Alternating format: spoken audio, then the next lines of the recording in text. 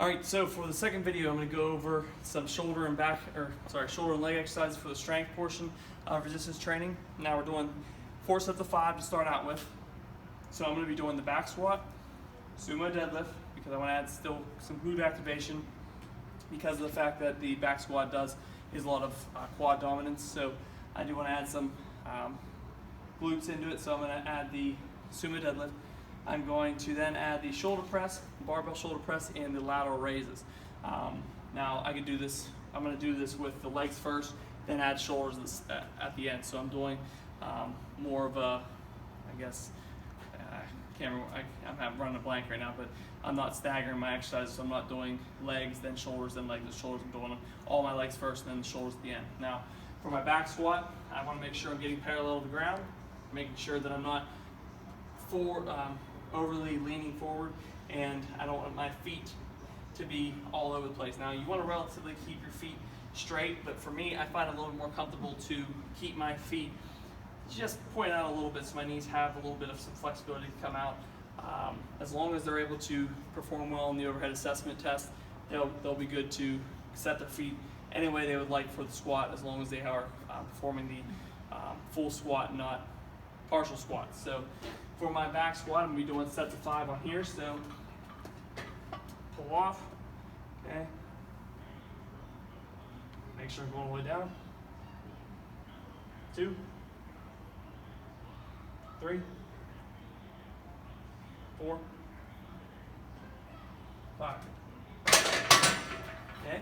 Once I finish my set of 5 on there, take my 3 minutes, repeat. Okay. Once I finish the legs, moving over to my sumo deadlift. Now, I like that as a kind of a warm up for this exercise because I don't like starting out with a sumo deadlift, but I like to use it as like a second exercise. So for this one, I'm going to put these clips on the end here.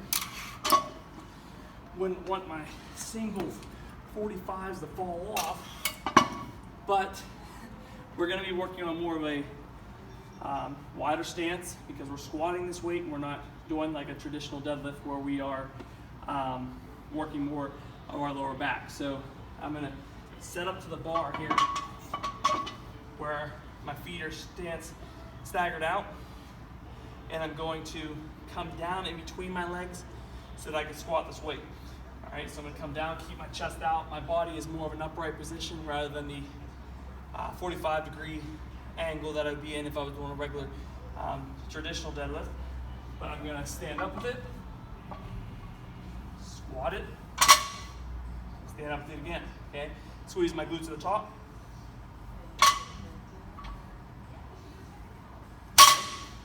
Complete 5 sets of those. Take my 3 minutes, go right back to it. So we're just building max strength. We're recruiting more muscle fibers into the mix, trying to get as much help to push that weight as we can. It's not we're not fatiguing the muscle like we are in hypertrophy, where we're just trying to hit every muscle fiber. We're just recruiting as much as we can to lift that weight. So once we move over, we're going to go over to shoulders next. So which this one's behind the head. I find this to be a little bit more of a risk to do this overhead or from behind the head, because if you're pulling it from back here, you tweak the shoulder. Now, a lot of my members like to use the behind the head. That's fine. It's just I like to use it as a different way. So pull this up here.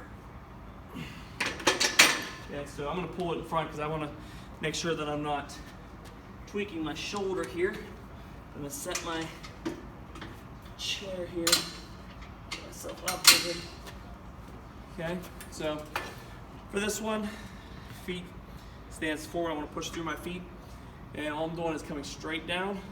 Okay, pull my head back, press up overhead. Okay, for a set of 5. So I like to have a little bit wider of a stance here.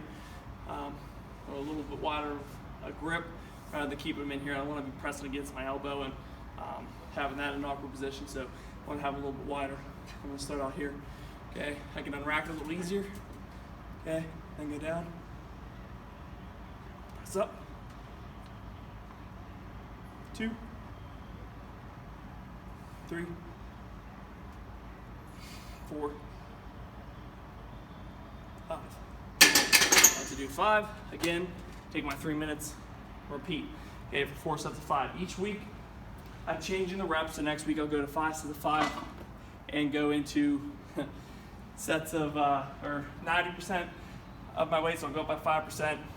Or I could say the same. Like if I really struggle with that weight, or I might stay at the 85%, add the extra set, then the week after move up to 90%.